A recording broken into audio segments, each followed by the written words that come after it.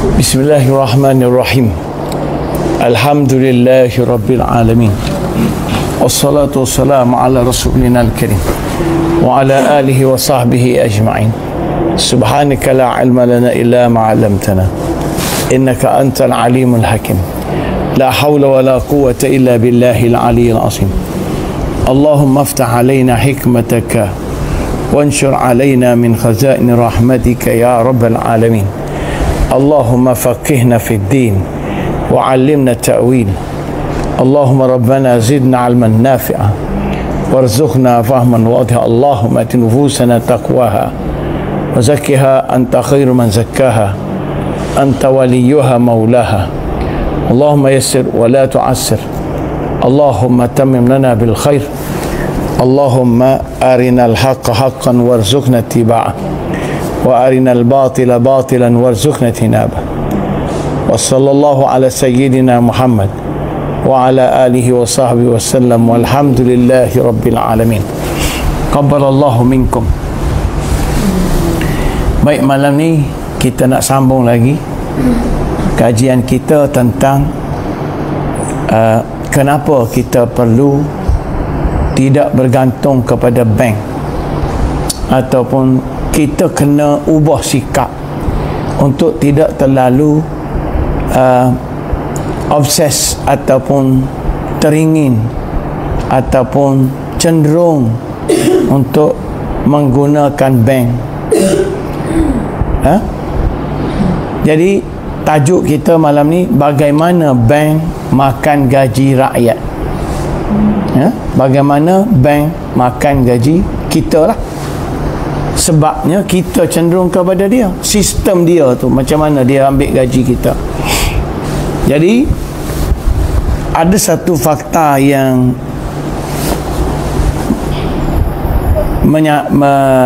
mengejutkan lah. Seorang ada satu status, nama dia Mardiana, M-A-R-D-I-A-N-A, status Facebook. Dalam hari ini dia buat kenyataan, bekas CEO bank muamalat yang sudah keluar daripada sistem banking, mendedahkan konvensional dan Islamic banking, terlibat dengan money creation. Jadi money creation ni maksudnya proses pembiakan wang. Bagaimana wang itu dibanyakkan. Ini kena dengar dalam pengajian kita. Zin, nanti tajuk di bawah, tinggal di bawah akaun riba tu, playlist riba tu, kena buat segera masuk dalam simpanan tu.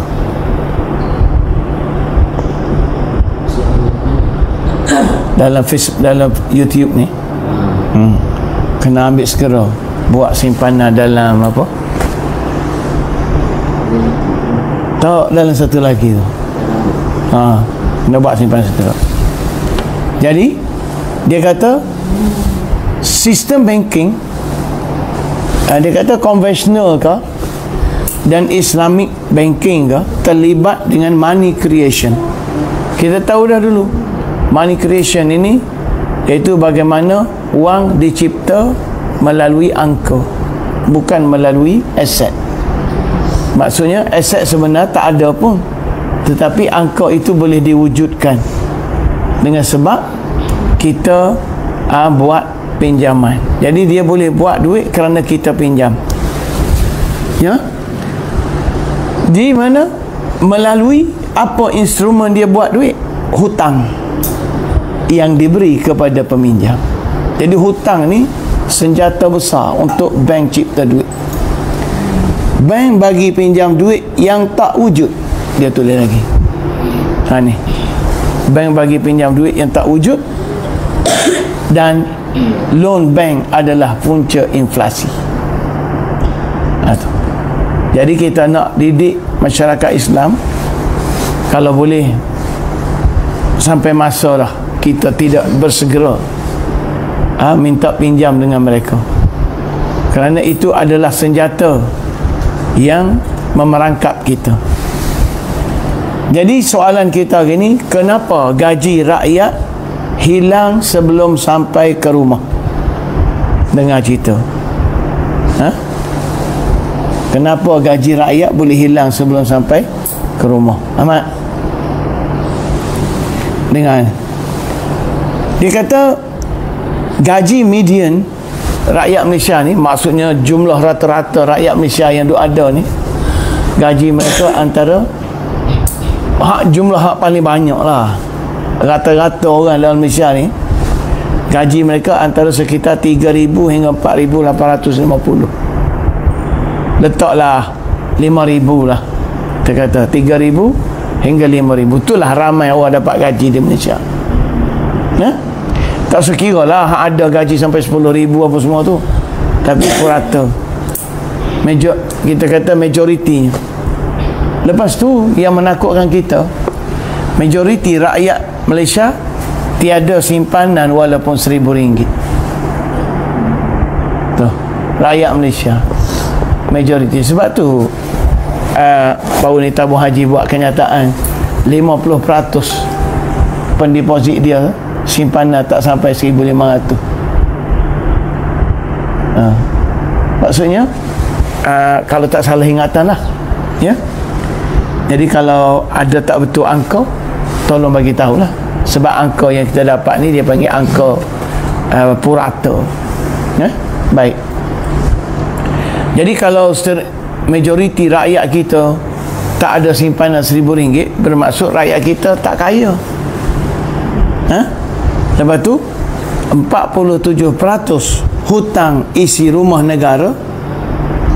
Isi rumah ni maksudnya hutang negara. 47% kita bincang semalam adalah hutang rumah, iaitu hutang orang beli rumah tu. Lepas tu 80% beli kereta melalui hutang. 80% rakyat Malaysia beli kereta melalui hutang. Tu. Bayangkan berjuta-juta rakyat. Banyak. Dan 9 daripada 10 pekerjaan di Malaysia ni, kalau kita ambil 10 pekerjaan, boleh katakan 9 daripada 10 pekerjaan menawarkan gaji bawah 2,500 kepada fresh graduate. Budak yang baru keluar universiti, banyakkan gaji 2,500 ke bawah. Sedangkan abah mula-mula kerja sama duit mahal dulu pun, tahun 91 gaji RM1,110 mula-mula kerja. Starting 91 dulu. Bayangkan 90 2,000. Lepas tu 10 tahun 2010 20 tahun 2020 30 tahun 2026 36 tahun. Setelah 36 tahun gaji baru naik 1,000 je. Tu. Okey. Belanja isi rumah meningkat 30 hingga 60%. Kos ni hak rakyat kena spend tiap-tiap bulan. Naik 30 hingga 60% 10 tahun lalu. Sedangkan gaji 36 tahun lalu baru gaji fresh baru naik 2,500. Macam mana nak hidup? Baik. Namun persoalan paling penting ialah kenapa gaji hilang setiap bulan walaupun rakyat semakin bekerja keras, rakyat makin kuat kerja? Jawapan, sebab kerana peningkatan harga yang dicipta oleh bank. Inflasi ciptaan bank. Bank buat barang jadi mahal, rumah jadi mahal, kereta jadi mahal, apa semua sekali. Hak paling besar makanan. Okey. Lepas tu pinjaman jangka panjang. Kita suka buat pinjaman jangka panjang. Itu pun antara punca gaji kita ditarik oleh bank. faedah ataupun keuntungan berterusan jalan naik sepanjang masa. Kan pasal ada sekarang ni, tiba-tiba loan bank kena bayar lebih. Betul tak sekarang ni kan? Meningkat bayaran rumah dan sebagainya. Jadi di sinilah sistem riba melemahkan kemampuan sebenar keluarga. Ini kita cerita ni, ya. Tolong dengar. Jadi punca nombor 2, punca hilangnya gaji apa sebenar? Jadi kalau itu keadaan, punca hilang gaji yang sebenar ialah inflasi yang dicipta. Tu yang bahaya sekali. Maksudnya peningkatan harga yang sengaja dibuat. Bukan, maknanya harga tu boleh je rendah. Boleh je rendah. Tetapi kenapa benda tu ditekan, dinaikkan. Cuba kita tengok benda paling jelas. Benda paling jelas. Kemana perginya beras negara? Kenapa beras tempatan jadi hilang, jadi mahal? Kenapa? Itu dia panggil inflasi yang dicipta. Jadi inflasi yang ada sekarang bukan sekadar harga barang naik kerana tak cukup. Bukan harga barang naik kerana kurangnya barang, tapi kerana harga dinaikkan. Sebab itu kita tengok di negara kita ni, bila nak naikkan harga, mereka akan stop dulu bekalan, kurangkan bekalan, tiadakan bekalan dalam pasaran. Itu tak ada, ini tak ada. Lepas tu tak lama harga naik. Dan setiap kali musim raya, harga naik. Itu dia panggil bukan kerana harga barang naik, tetapi inflasi yang berlaku ialah ni kesang langsung sistem bank yang mencipta wang baharu melalui hutang. Dia panggil pencurian nilai. Hutang tadi lah, seperti yang didakwa tadi. Dan apa yang ditulis oleh Nadia tu kita tak kenal pun, tapi itu reality. Itu reality. Jadi kalau ada orang tak setuju kau apa semua, itu nyata berlaku. Jadi bila bank lulus banyak pinjaman, bila bank luluskan banyak pinjaman, maka banyaklah wang tercipta. Sebab kita buat pinjaman, dia pun dah tahu pinjaman 1 juta, zak duit pun naik 1 juta. Automatically akaun kita sudah terbentuklah satu akaun 1 juta. Kita punya rumah 500,000, tapi sebab jangka masa panjang bayar jadi 1 juta. Maka untuk satu tempoh dia dah ada 1 juta akaun. 1 juta duit. Baik. Lepas tu apa yang akan jadi? Kuasa beli kita lemah. Kemampuan kita nak beli barang tak kuat. Betul tak? Jadi untuk masalah ni orang selalu bila kita cerita ni, dia tanya solusi. Memang betul lah, bila kita cerita masalah, orang tanyalah solusi. Tetapi kita nak didik juga. Jangan nanti orang lain nak fikir solusi untuk kita. Orang dah tolong fikir masalah untuk kita, maka solusi tepat untuk setiap kita adalah kita sendiri yang kena buat solusi. Orang tak tahu masalah kita. Betul tak? Orang cerita ni masalah umum, cuma kita bagi cadangan begini. Jadi dari sudut bila bank luluskan pinjaman banyak, maka terciptalah wang palsu yang banyak dalam akaun. Dia panggil wang digital. Cara dia macam mana? Solusi dia ialah kita kena bentuk balik kita punya sikap, iaitu untuk tidak pergi kepada bank, bertahan dengan modal yang kecil, kumpul sikit-sikit, bina hidup ala kadar yang kita mampu. Itu solusi dia. Lepas tu kalau kuasa beli kita jatuh, apa solusi kita nak buat? Kita jangan belanja ikut gaya kita banyak duit. Belanjalah ikut kemampuan kita. Jadi fokus kepada benda yang penting sudahlah. Seperti kita sebut semalam, fokus kepada pakaian kita. Pakaian pun kalau sekali beli boleh pakai setahun, 2 tahun, pakai je lah. Ini jadi masalah tiap-tiap bulan beli pakaian. Itu masalah dia.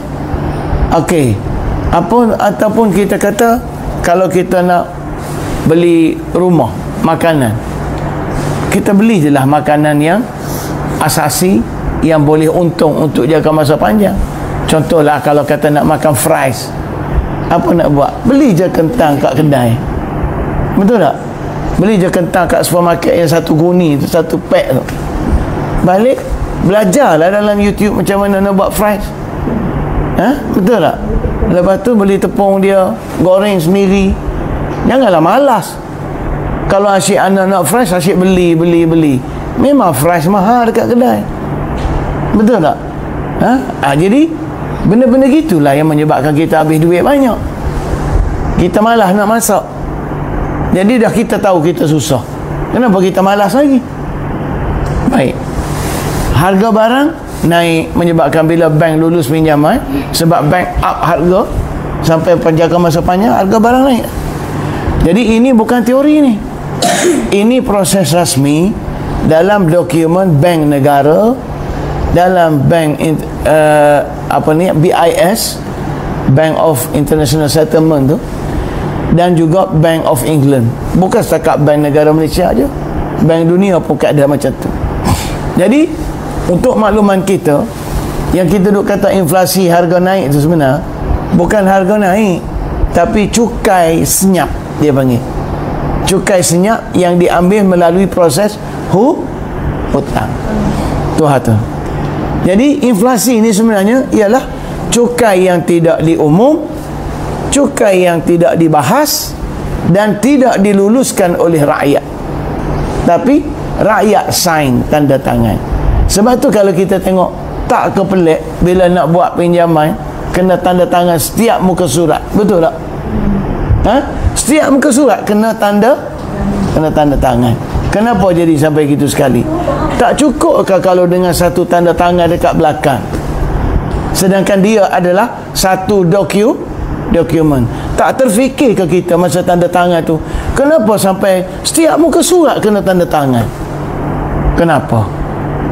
Sebab di situ ada terma-terma yang kita tak mampu nak baca. Dia tulis kat kita pula punyalah banyak dengan bahasa undang-undang. Lepas tu kecil-kecil pula, tak larat kita nak baca. Bila berlaku apa-apa, kita didakwa atas apa yang kita tanda tangan tadi. Hati-hatilah sahabat.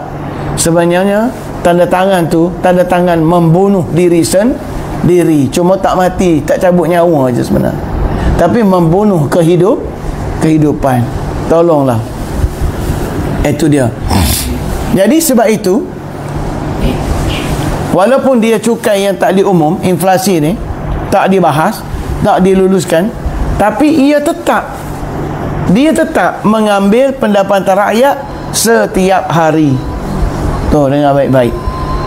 Jadi sebab itu, dengar sini, sebab itu dia tak pakai duit emas, dia pakai duit kertas. Kerana RM10 hari ini tak sama nilai dia dengan RM10 tahun depan.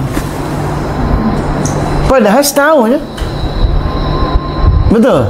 Kalau kita kata kita pakai emas, kalau kita pakai emas, duit kita ni, duit yang kita emas bukan kertas, 1 dinar hari ni, esok 1 dinar jugalah. Tahun depan 10 tahun lagi pun 1 dinar. Itulah hakikat sebenar. Tapi kenapa RM10 hari ini, untuk tahun depan, walaupun ditulis RM10, nilainya tak sampai RM10? Kenapa tu berlaku? Itulah namanya penipuan. Tapi kita semua terima. Kita semua terima. Mari duduk sini, cepat sikit. Tu namanya penipuan.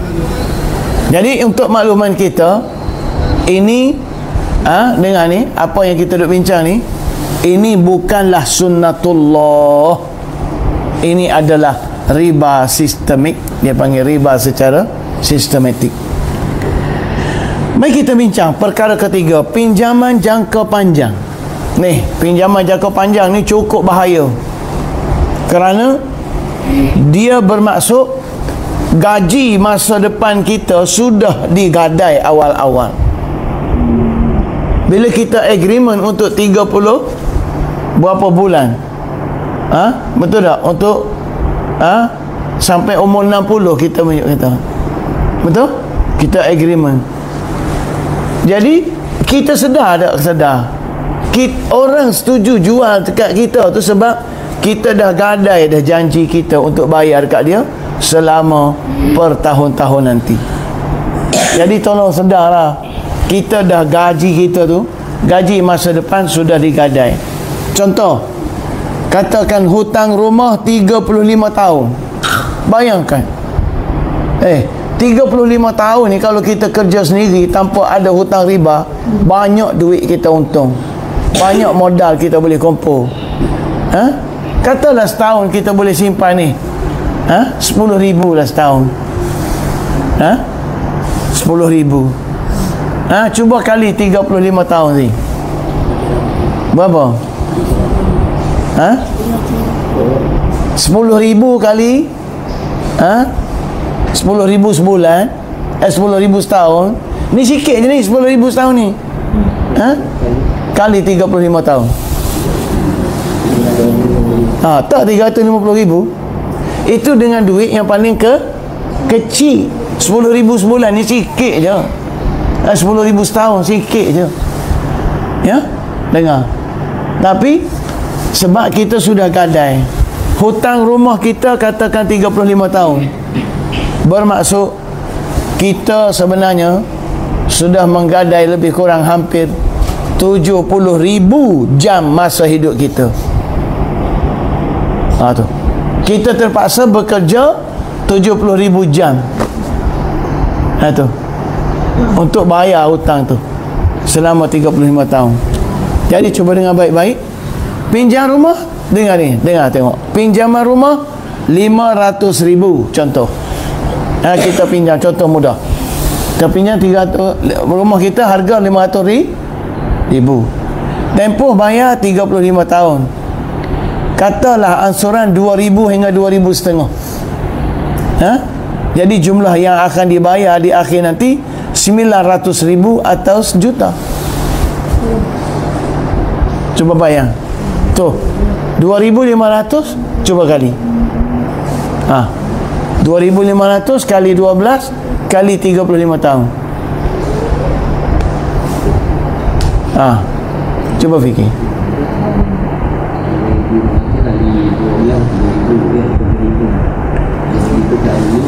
35 tahun.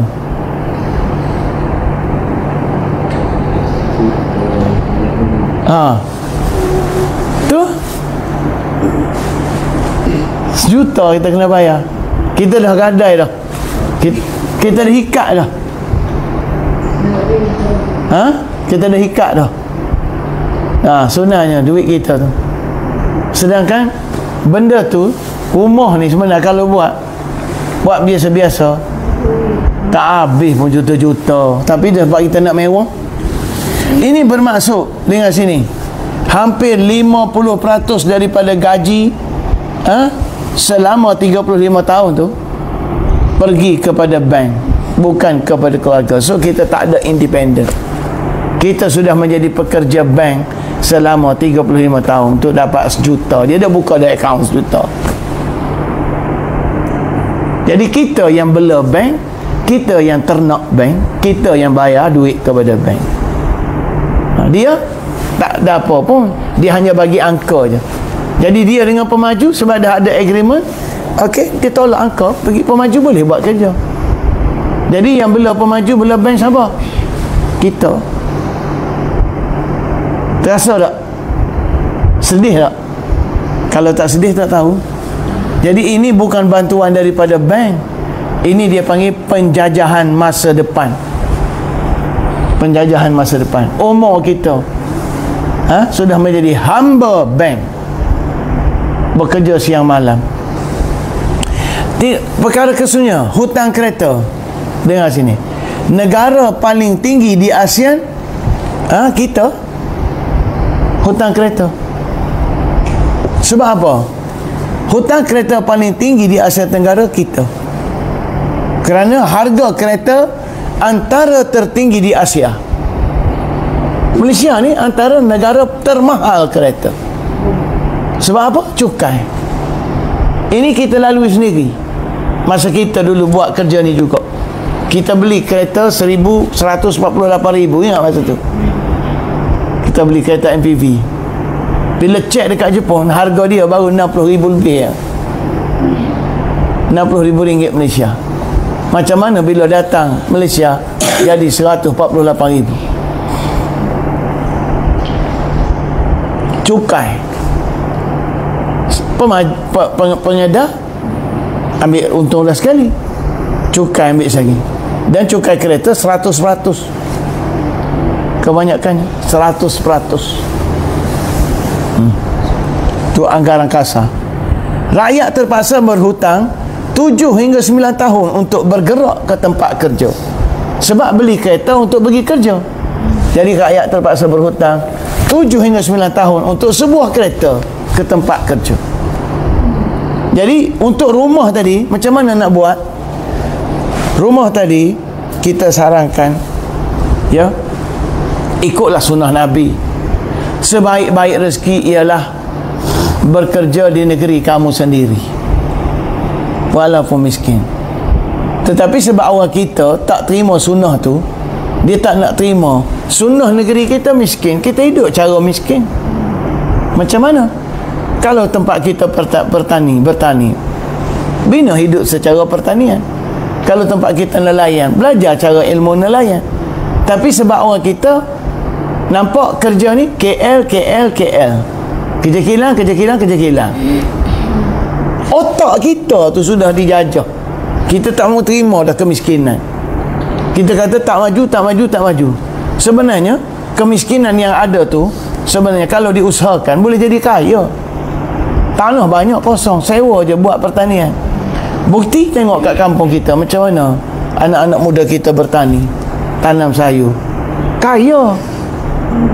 Budak-budak kampung kita tanam lada, tanam timun, tanam sayur. Dapat je pendapatan tu 50,000 setahun. Dapat. Tanam sayur je. Sayur mahal, tapi dia hidup cara miskin lah, rumah biasa. Tapi kita lah sombong, nak pakai kereta lah, nak gaya lah semua. Tu. Lepas tu pergi duduk KL, sewa rumah mahal, gaji kecil. So akhir dapat apa? Masuk angin keluar asap. Kerja hanya jadi kuli je, dapatlah jadi kuli. Tapi yang duduk usaha kat kampung tu, dia tengok jadi tokek. Pasal tu mak sayur macam mana daripada orang Thailand yang tak ada warga negara kita datang negara kita, dan kampung tu asalnya tak ada apa-apa. Kampung tu asalnya orang tak tahu nak buat apa, tanah gesang gitu je. Akhir dia sewa tanah, dia tanam sayur. Orang pun nampaklah usaha dia tanam sayur tadi boleh hasil. Maka anak-anak kita yang duduk asal di kampung tu tiru dia buat tanam sayur. Itu dia. Akhir sekarang apa dia boleh buat? Daripada tanam sayur tu, dia dah boleh beli tanah, boleh buat rumah cash, beli kereta cash, hidup ala biasa. Kena terimalah kemiskinan. Janji boleh berbakti, bersunnah, beribadat kepada Allah Ta'ala. Tapi masalah kita nak kaya semua. Sekarang mak sayur tadi dah kaya lah, duduk kampung, duit banyak dalam bank. Tu macam mana dia bukan warga negara, akhir kahwin dengan orang sini, dapatlah kad pengenalan merah akhirnya. Macam mana dia usaha? Kalau kita nak cakap sombong, kata miskin. Kemiskinan tu sebahagian daripada kehidupan, untuk mengajar kita supaya tidak terikat dengan penjajahan riba. Kalau kita terima kemiskinan, itu hakikatnya. Anak-anak dia boleh belajar, boleh je masuk sekolah, mahat tahfiz. Ini hakikat yang kita kena terima. Jadi sebab itu, hari ini kita kena ingat, kereta yang kita beli mahal-mahal, labur banyak-banyak, dia bukan aset, tetapi kereta adalah beban tetap.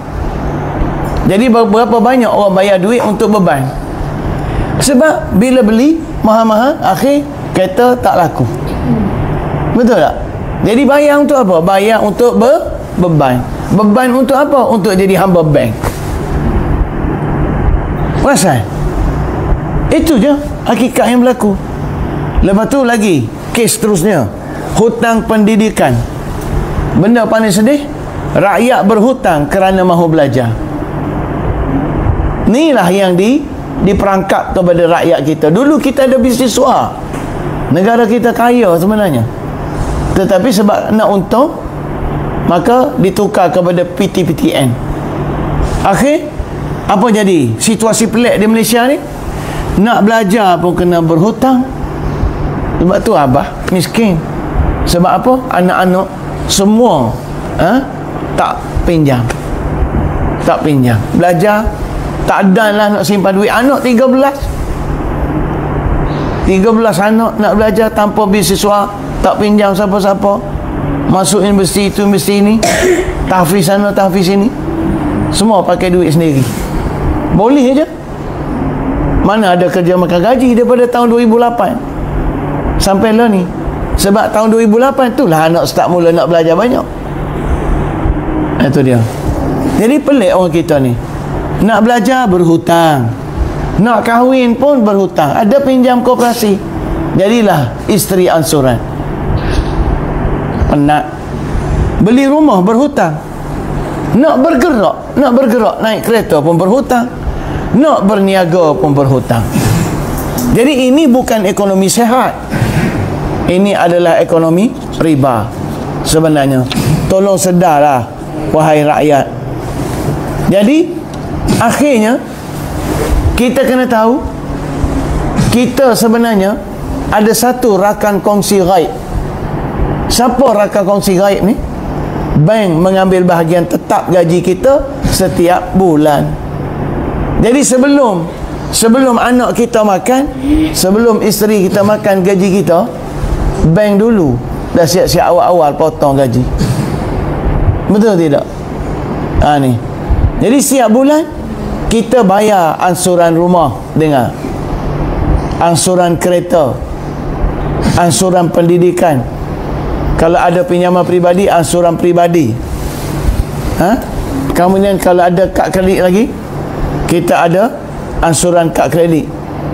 Lepas tu kalau ada servis bank yang tertentu kena charge, ataupun charge transaksi.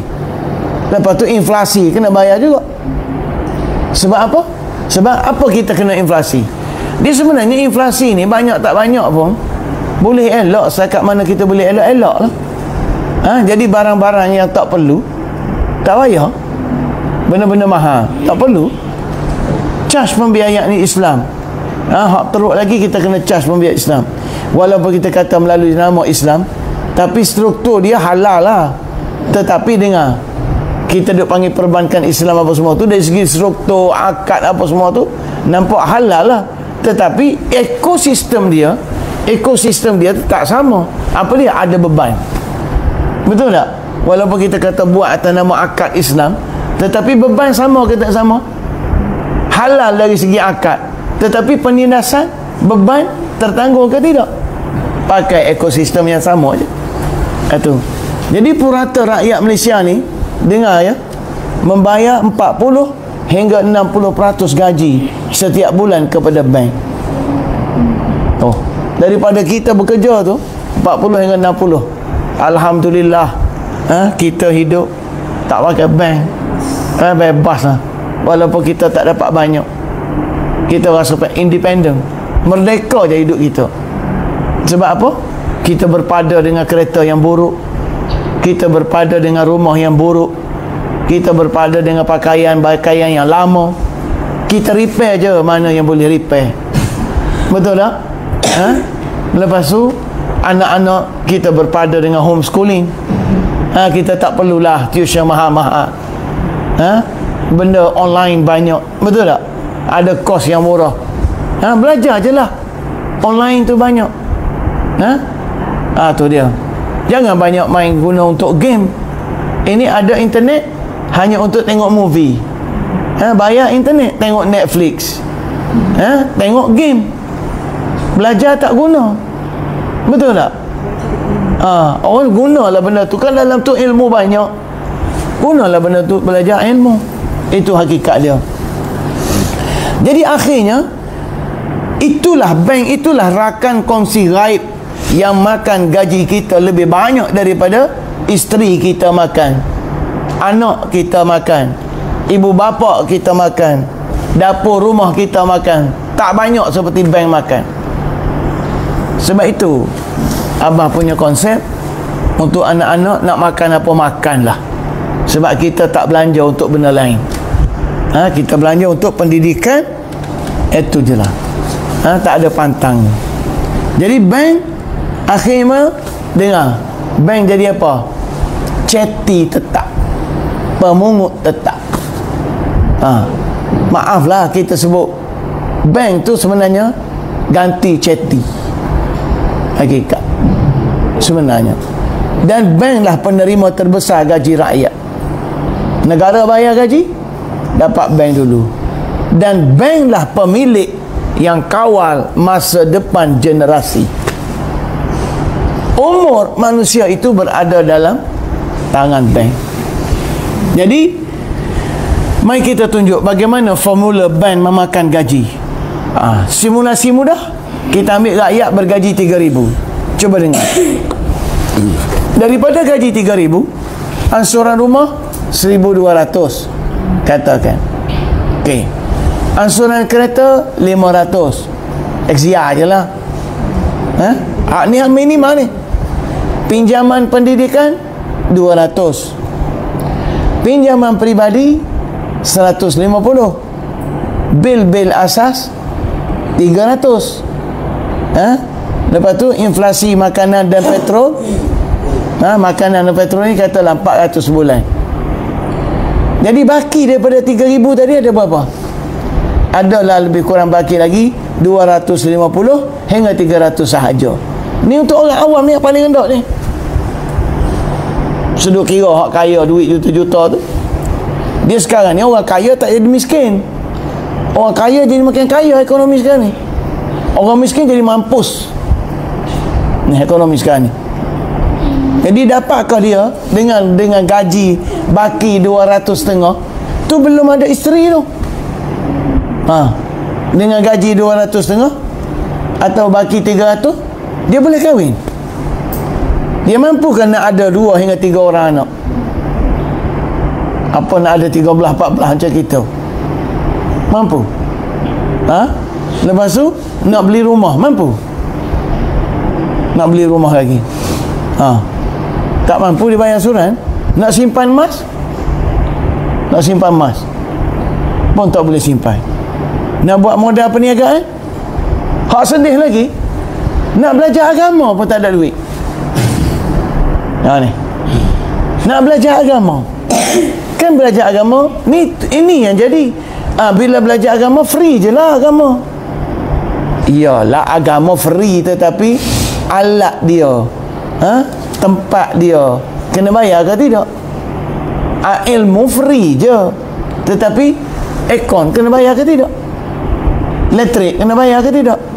Bil internet kena bayar ke tidak? Semua tu kena pakai. Baru ada agama, baru ada ilmu.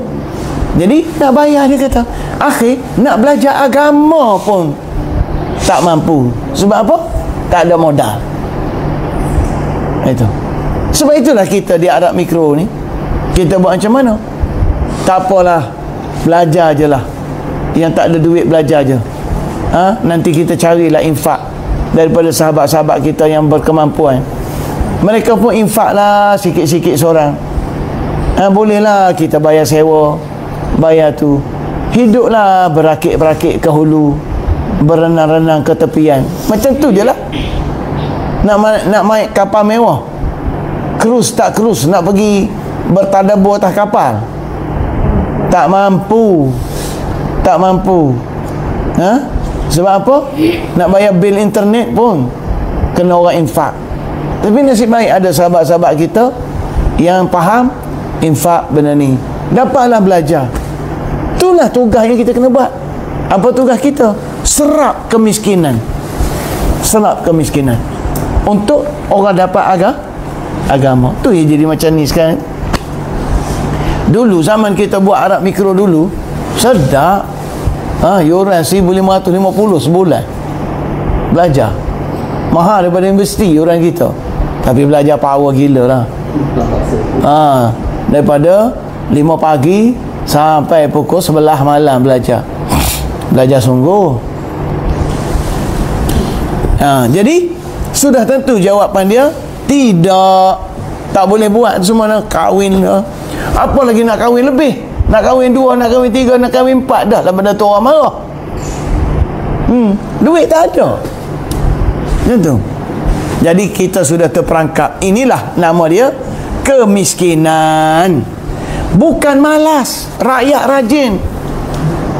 Rakyat rajin, tapi perangkap kemiskinan melalui riba sistemik. Jadi faham tak kita sekarang kenapa Allah isytiharkan perang terhadap riba ni?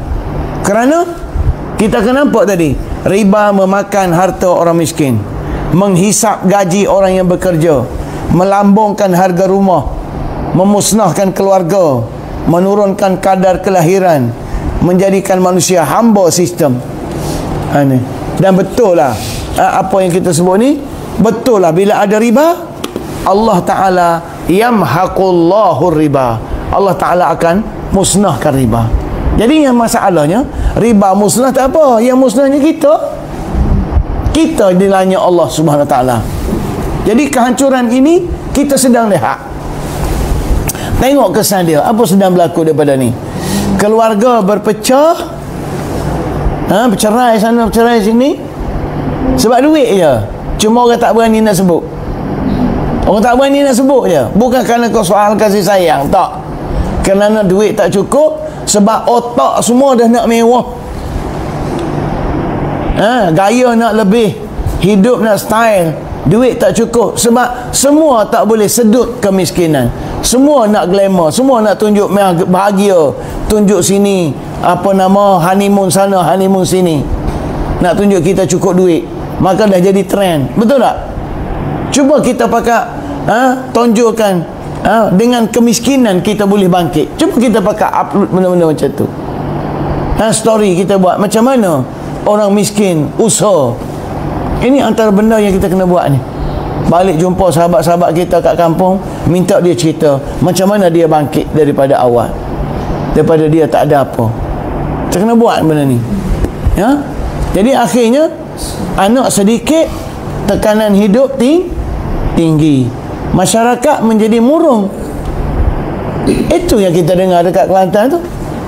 Tu cerita macam mana kemarin suami tikam isteri. Kelantan. Baru je suami, isteri kerja di luar sebagai tukang masak, balik bercuti sekali sebulan. Lepas tu isteri tu pula katanya isteri ketiga, suami tak ada kerja. Isteri pergi kerja kat luar. Baguslah isteri dia tu, sebulan sekali balik cuti. Bila dah hantar, orang lain hantar dengan lori, turun daripada bas, tengok-tengok dia tikam isteri depan belakang, mati. Tak tahu cerita sebab apa. Tapi orang sebut lama dah, baca-baca cerita, katanya suami dia ni lama dah kemurungan, tak bercakap dengan orang lain, lama dah kemurungan, tak bergaul, diam, ada masalah. Ni ada masalah. Kenapa jadi gitu tu? Sebab suami tak ada kerja tetap. Bila tak ada kerja tetap, murung. Bila murung, hilang harga diri. Bila hilang harga diri, mulalah nak syok bukan-bukan. Isteri balik jauh-jauh, Jadi akhir jadilah masyarakat kita burn out, dia panggil, terbakar habis. Jadi negara sekarang bergerak ke arah negara tua sebelum kaya. Jadi tak sempat maju kita tua dah. Sebab apa? Rakyat kita macam tu. Jadi nak tahu semua, inilah dia panggil hilang al-barakah, zahabul barakah, hilang barakah. Iaitu barakah keluar dari harta. Barakah tak ada pada harta kita sebab riba tadi sedut semuanya. Jadi apa jadi sekarang? Keluarga terhimpit, negara melarat. Ini yang duk ada. Kita duk tengok orang politik, orang businessman ni, mereka yang duk gaya hebat-hebat tu, tapi majoriti rakyat menderita banyak. Jadi akhirnya riba sistemik ni dia telah mencipta kesan domino, dia panggil. Kesan domino ni maknanya benda yang dah jadi dominan dalam masyarakat. Berapa di sini? Ada 5 perkara. Pertama, kos hidup naik tapi gaji tak berubah. Jadi akhirnya barakah hilang. Akhirnya isteri terpaksa bekerja, menyebabkan anak jadi tak ramai. Sebab rumah tangga jadi rapuh. Itu. Sebab tu kita kena syukur. Walaupun kita tak kaya, tetapi Allah izin, Allah bantu kita. Bagaimana isteri tak perlu cari rezeki. Isteri membantu suami. Itu yang kita buat dalam keluarga kita. Isteri jaga anak-anak, jaga agama, jaga Quran, jaga solat. Tengok bala orang lain kena teruk-teruk sekarang ni. Lepas tu stres keuangan. Stres keuangan. Apa maksud stres keuangan ni? Benda di luar kawal. Kita alhamdulillah, walaupun Tuhan tak bagi duit banyak, tapi kita tak rasa stres pun. Hidup je lah setakat yang ada. Betul tak? Ada banyak, ada sikit-sikit. Tu. Jadi bukan nak puji kita ni. Nanti salah dengar pula sahabat kata saya duk puji keluarga saya. Tak adalah. Kita bukan nak puji, kita nak bagi tahu boleh hidup macam tu. Tapi dengan cara kita redha dan kita sedut inflasi. Kita kawal cara hidup kita. Kita nak ubah dunia mampu? Cuba kita jawab. Kita mampu nak ubah dunia? Kita tak mampu ubah dunia. Kita kena ubah diri kita. Jadi ini kempen kita. Setiap kita ubah diri. Itu dia. Jadi akhirnya apa jadi? Perceraian banyak, mahkamah syariah jadi penuh. Kalau tak tengok hari-hari orang bercerai. Tak mahu anak, kadar kelahiran makin jatuh. Jadi generasi makin kurang. Itu bila kita makin kurang, bermaksud kita akan kalah dari sudut kuasa dan politik. Negara akan menjadi negara yang tua sebelum kaya. Di mana ekonomi jadi mampat, tak boleh nak kembang dah. Umur rakyat meningkat, tenaga kerja makin kurang. Sebab tu kalau kita tengok antara tanda-tanda kemunduran negara kita, rakyat tak mau bekerja, kita dah harap pekerja asing masuk. Betul tak? Semua jadi rakyat asing kerja. Jaga parking rakyat asing, jaga pintu rakyat asing, jaga gate rakyat asing. Itu dia. Jadi kesimpulannya apa ni? Kesimpulannya dari gaji terus ke bank, bukan kepada keluarga. Jadi apa yang berlaku? Bank mengambil gaji rakyat melalui hutang jangka panjang. Jadi kita tak boleh salahkan bank tu. Kita kena salahkan diri kita. Bank memang kerja dia dah macam tu. Kita kena ubah. Jangan ikut cara bank hidup kita. Sebab semua kita ni berasal dari kampung yang ada tanah, walaupun sedikit. Cuba kembali kepada tanah dan usaha tanah hidup cara biasa. Itu dia. Jadi akan ada orang kata, macam mana kita nak tu? Allah akan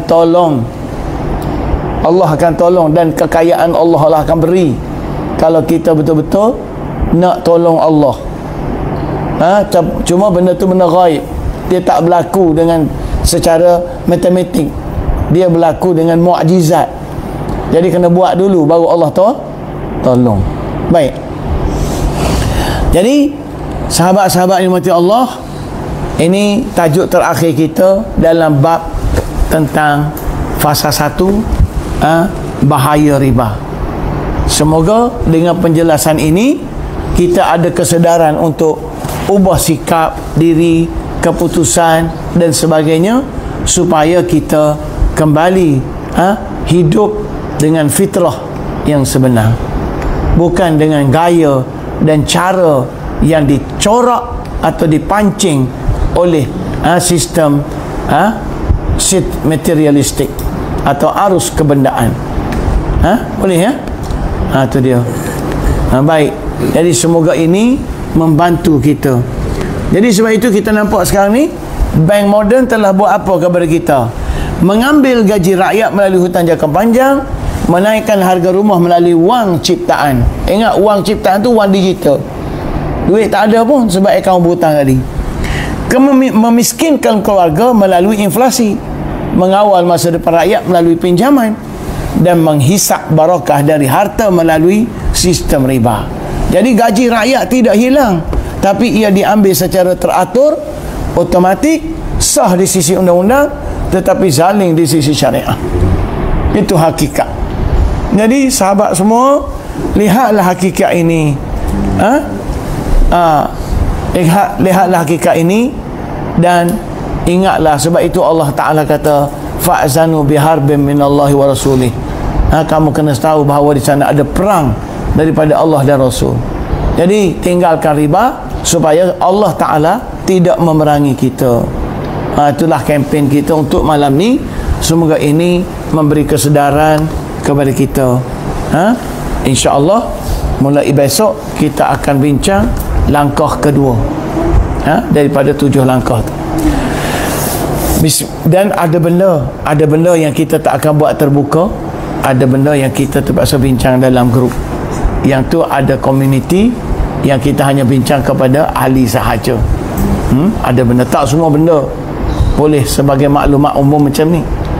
Baik, nanti sampai masa kita akan masukkan dia dalam community Darul Muamalah ke apa, ikutlah. Bismillahirrahmanirrahim. Alhamdulillahi Rabbil Alamin. Wassalatu wassalamu ala rasulina al-karim wa ala alihi wa sahbihi ajma'in. Subhanaka la ilma lana illa ma 'allamtana innaka antal alimul hakim. La hawla wa la quwwata illa billahi al-'aliyyil 'azim. Allahumma anfa'na bima 'allamtana wa dhakkirna minhu ma nasina wa 'allimna minhu ma jahilna. Allahumma tammim lana taqsirana fi ada'i wajibatina wa qada'i a'malina. Allahumma ati nufusana taqwaha wa zakkiha anta khairu man zakkaha anta waliyuha maulaha. Allahumma yassir wa la tu'assir. Allahumma tammim lana bil khair. Allahumma arina al-haqqa haqqan warzuqna ittiba'ah wa arina al-batila batilan warzuqna ijtinabah. ربنا آتنا من لدنك رحمة وهيئ لنا من أمرنا رشدا. ربنا آتنا في الدنيا حسنة في الآخرة حسنة وقنا عذاب النار. وصلى الله على سيدنا محمد النبي الأمي وعلى آله وصحبه وسلم والحمد لله رب العالمين.